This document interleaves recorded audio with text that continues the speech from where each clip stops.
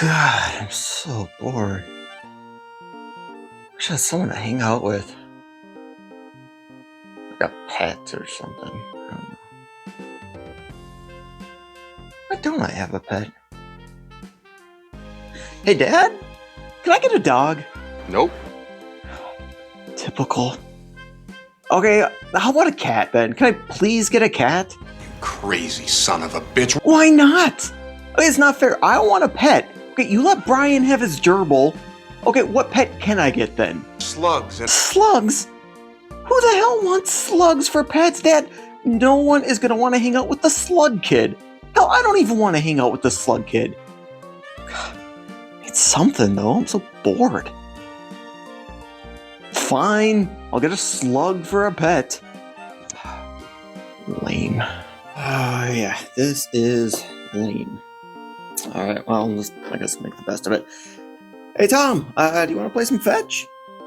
Yeah, alright, let me get you out here and we'll go play some fetch. Ow! Did you just try to bite me? Ah, not cool, Tom. Okay, you know what? Alright, I want to play fetch, and I think you want to play fetch too. So, let's try this again, but don't bite me, okay? That hurts. Do not bite me.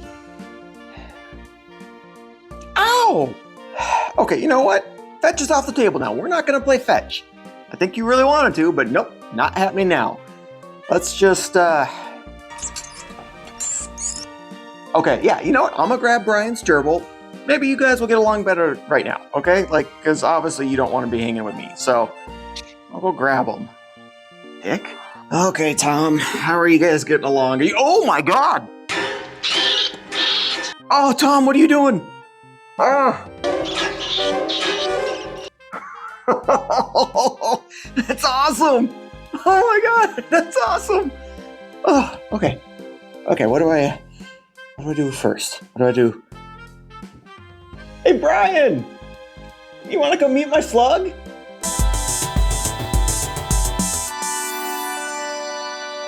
So, I had to have a diagnostic procedure done at a hospital a few weeks back. Nothing serious, thankfully. And I realized a little bit before I went in that I didn't have any idea what they were going to test. Well, not any idea, but like fully what they were going to test for, right? So I called the place and talked to a lady. Oh, let's call her Pam. Well, after Pam put me on hold, she informed me that they were going to test for what the doctor ordered. Right, yeah, thanks for the information, Pam. I said, yes, but I don't know what that is. That's why I'm calling. So she repeated herself. We're gonna do what the doctor ordered. Okay, maybe I wasn't clear. So we went back and forth, and at one point I told her that she was being unusually difficult, and which of course she denied. And that's weird, right? Like, I was just asking, hey, what are you testing for? And she kept saying, we'll test what the doctor ordered. I can't tell you. I was like, okay, Pam. She never did tell me, and at the end I told her that normally I would thank her for helping me, but I couldn't because she didn't actually help me in any way. I mean, if anything, I left the call with more questions than answers, like, why the hell is Pam refusing to answer my question? Also, who names a child Pam? But have you ever had something like that happen to you? I mean, it's ridiculous, right? Like, what the fuck, Pam? Okay, so today we're gonna look at slugs. The tagline is, they slime, they ooze, they kill. So, kind of like the anti-sperm, because they give life, they don't kill, but they do ooze and slime several times a day, depending on what your schedule looks like. So the plot to this one is pretty straightforward. Killer slugs are on the rampage in a small town. Also, the cover art is pretty sweet on this one. Now, it's not normally my style, but I do dig it. It was directed by Juan Picure Simone? I don't know.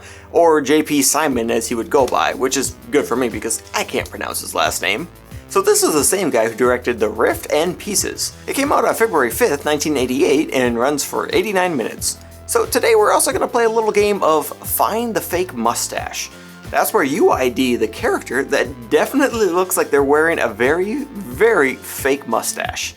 Well, if you're ready to get slugged, let's get into the movie. Give us a break. Don't start with that go killer shit again. We start off, like many great movies, on the water. The guy wanted to go fishing and brought this eye candy with him, and she suggests something more productive to do. Let's go swimming or something. And it's probably best she didn't. Then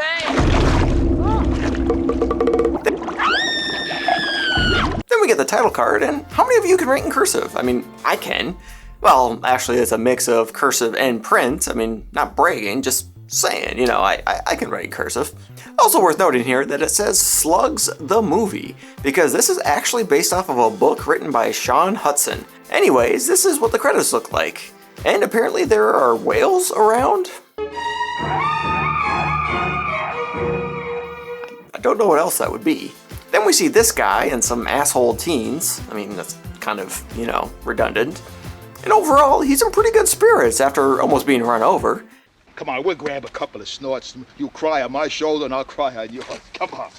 Well, for a minute anyways, then he's a total dick to his dog. You don't like my house? It ain't good enough for you, huh? Shut up, you goddamn mongrel! And this actually reminds me of someone I know, you know, like they're fine one second and then they're yelling the next, and you're just sitting over here like, what in the hell was that all about? We also find out, Eviction notice. Last warning. You asshole. and as he's going through his mess of a house, we see Slugs are there too. Then when he lays down, No! Get out! get to this bar where we meet the Watsons on the left. David, played by Emilio Linder. Emilio! He was also in The Rift and Monster Dog, but most of his stuff was Spanish-speaking movies. And his drunk wife, Maureen, played by Alicia Morrow. She was also in Edge of the Axe. Great movie, by the way. We'll get into who they're with in a minute. But on their way out, they run into... Don's our county sanitation supervisor. and his mother. And this is my wife, Maria. Oh, no, okay, my bad. She just looks like his mother. Don is played by Philip McHale. He was in 13 episodes of One Life to Live. His mom is played by Concha Cuetos. Probably totally mispronouncing that, but almost everything she did was also Spanish speaking. And on that note, it's worth mentioning that this film, like Edge of the Axe, has parts that were filmed in the US and parts that were filmed in Spain. It also features a number of Spanish actors too. And well, I'm amazed by anyone who can speak more than one language. I mean, I can't. It's obvious that she's not exactly from Anywheresville, USA.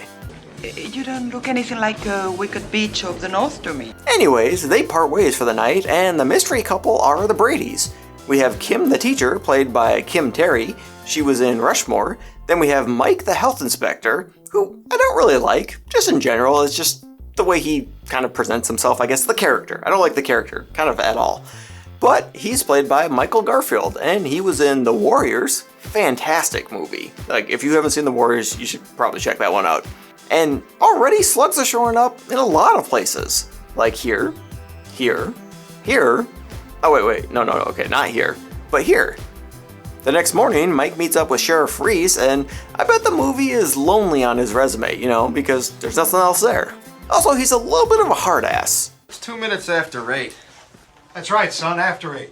Our appointment was for 8 o'clock. These two also have a great rapport. There's finally something you're not sure of. Fancy that. And I think this is actually the making of a great sitcom right here. Sheriff, you know what they found in those candies you're eating? Rat shit. Turns out they're going to evict the old guy from the other night. Nobody answers, so they shimmy inside and find this. And man, he got worked over. Something ate the sucker's eyes right out. Said his liver, kidneys, and heart are all gone too. Upon further inspection, Mike finds the slug trails, but doesn't see the slugs.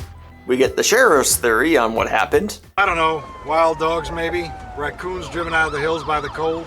You know, and I'm actually with Mike on this, and I don't buy that. Something that big would have done a lot more damage to the inside of the house.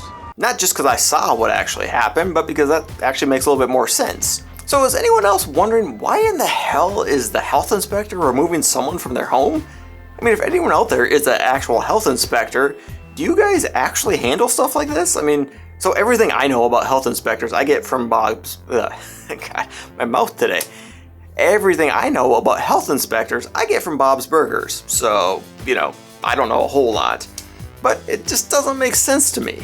Back at the office, somebody wants to talk to Mike about the sewers, and he has to draw the line somewhere. Oh, Jesus, now since when are the goddamn sewers my business? He'll help evict drunks from their house, right? But he will not, I repeat, he will not help someone with sewer issues. Okay, well, what about inspecting restaurants and stuff? Okay, shh, keep it down, all right? That's not really his area, okay? He's more on the eviction side, so just mums on the restaurants, okay? So he tells them where they can stick it.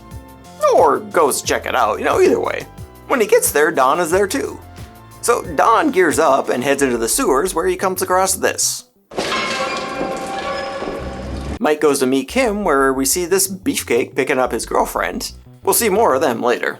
These kids talk about a Halloween party going on with this smug little bastard. Some of the kids are going to a Halloween party at 8. The other kids, I'm a kid, but the other kids, Oh, I love the way you commit yourself to things, Pam. Small part, but I don't like that little shit either. Okay. He's an asshole. He's talking about his classmates like they're younger than him.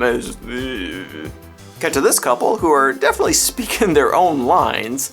I don't care what they are. Just get rid of them.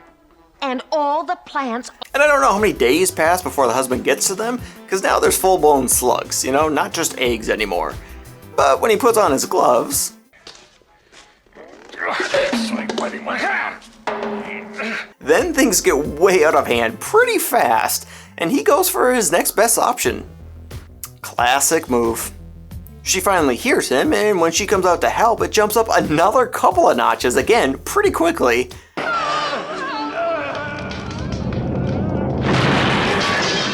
Cut to Mike coming home while Kim is tending to her garden, and we see they've got slugs too. But unlike the other ones, these are friendly. Nah, I'm just kidding, they're killers too. They were always gonna be killers. They snag one and decide to take it to one of Kim's colleagues. Maureen gets home with some suspicious lettuce and decides to have a drink, or 6. She wakes up when David gets home, and you notice how he honks his horn? I'm pretty sure this wouldn't be the first time that he came home with her passed out on the couch. So he's just like, okay, I'm home, we're gonna do dinner, wake the hell up. That's my own theory, I don't know. Either way, she gets up and quickly gets dinner going. Ew. Cut to the best equipped high school lab ever, where John here knows quite a bit about slugs. It's like mucus, you see. Only the slugs use it as an irritant for its natural predators. We head back to Salad Sue's where all they had for dinner was that salad, and 2 things happen. Maureen apologizes. I'm sorry for being a bitch so much of the time. Which is good, at least she realizes it. And David starts to not feel well. David, what is it? Another cramp. Maybe it's because of the salad. The salad did taste a little salty. Next we see the beefcake again going to his girlfriend's house. Also, it's weird that her parents are so old. No judgment, but what the hell? They're like 70s, 80s. I don't know, I don't get it. Anyways, he's oddly more interested in the booze than the booty. Can't understand that either. See, that's how you get whiskey dick, or stagger your way back and pass out in your dad's driveway. It happens to the best of us. Me? Oh, no, just someone I know. Yeah, I would never. No, What was the question again? The scientist dissects one of the slugs, but while that is happening, another one gets to his hamster. I think, maybe gerbil, I don't really know the difference. Back at the Love Shack, things have gotten full-on sexy when Beefcake takes a time out. What's wrong? Nothing, I just have to recharge my batteries. But when he goes to leave... Now, overall, the effects are actually pretty good here. Actually for the whole movie, The blood on the close-ups could be better, but besides that, I'm actually impressed with the quality. Also, for what it's worth, it doesn't look like they utilized the sock with the beefcake here, so on certain frames, you get a little bit more than you expected. So if you want to see some balls, check it out. Remember how I've said it's good to be eagle-eyed, especially as a teen with different movies? Kind of backfires on me here. Whatever you're into, just I'm not into balls, so for me this didn't do anything for me, but if you are, just get your pause button ready. Either way, the chick dies a horrible slow death, and Beefcake joins her eventually. The next morning, David still isn't feeling well, but he has an important lunch meeting that he has to go to. For some reason, Mike goes to the crime scene, and just a reminder that he's the health inspector, and that he has no actual, formal business being at an active crime scene. Sorry, continue. But I got this theory. Just maybe we're dealing with a mutant form of slug here. But the sheriff isn't buying it.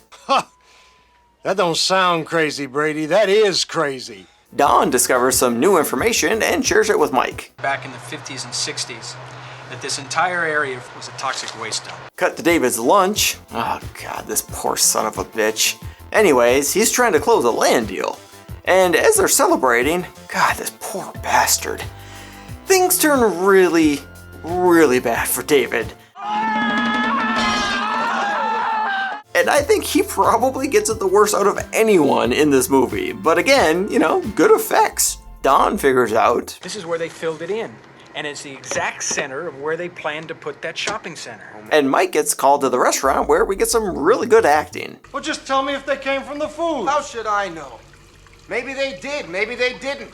Mike decides to take the worms to the Englishman, where he's discovered Their slime produces an irritant that, if given in large enough doses, kills. He also lets us know Slugs are hermaphrodites, which means they can fertilize their own eggs.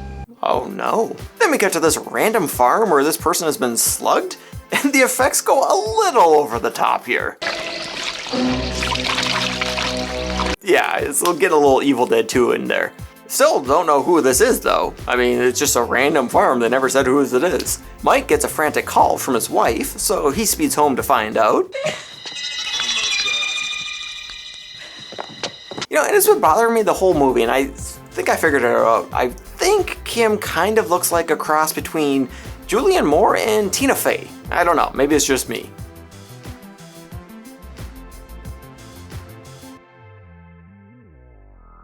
Mike heads over to Mr. Phillips, who must run the water department. Oh, okay, yeah, he's got his name placard there. He runs the water department, but he doesn't believe Mike either. Mutated slugs? Contaminated water system?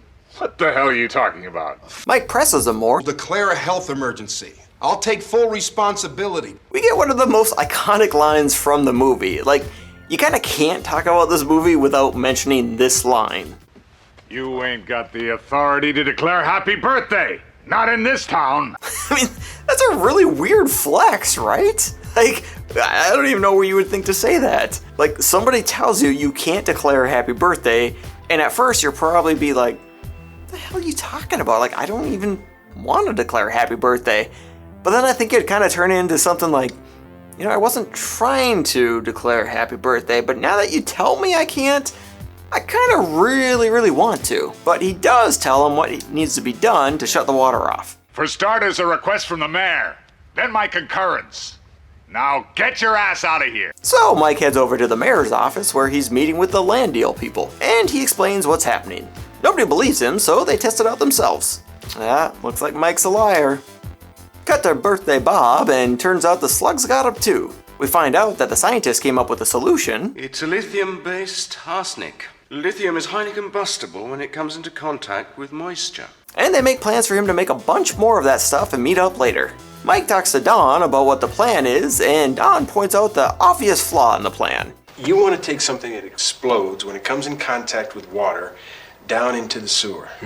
But ultimately he decides to help anyways. Before heading out, he says bye to his mom, and he also does some "we've been married for a while" flirting. When I do get back, how about if we get naked and get crazy? Mike sends Kim out of town with some not so great acting. Michael, she's in terrible shape. Why didn't you tell me? I didn't want to scare you. Don grabs some blueprints that he doesn't know are old, and the trio heads out. They go over the plan again just to make sure. You get ready to drop your stuff. Any strays we see, we push into that chamber. Then Mike and Don head into the sewers. Cut to the Halloween party the kids were talking about. Fucking shit. These two go off alone, and the chick is actually pretty funny. Liking you and letting you get into my panties is a different kind of thing. You do like me, don't you? Well, not that much. But then Beefcake's friend here pulls a real frat boy move. And while getting away, she falls into a sewer opening and... Back to Don and Mike, and as they're making their way to the exit, they come across a huge group of slugs. and Don makes an effective yet extremely dangerous decision.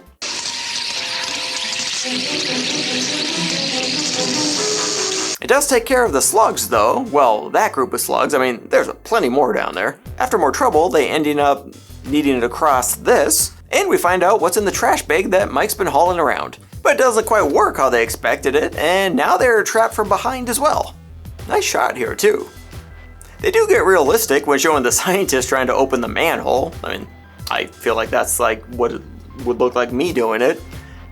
And the sheriff joins them. Don thinks he knows another way out, but he ends up getting slugged.